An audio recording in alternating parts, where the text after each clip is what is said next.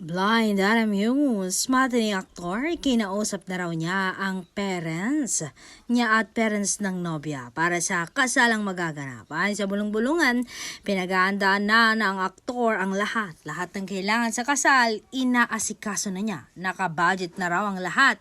Ang hinihintay na lang daw niya ay kung handa na ang kanyang bride.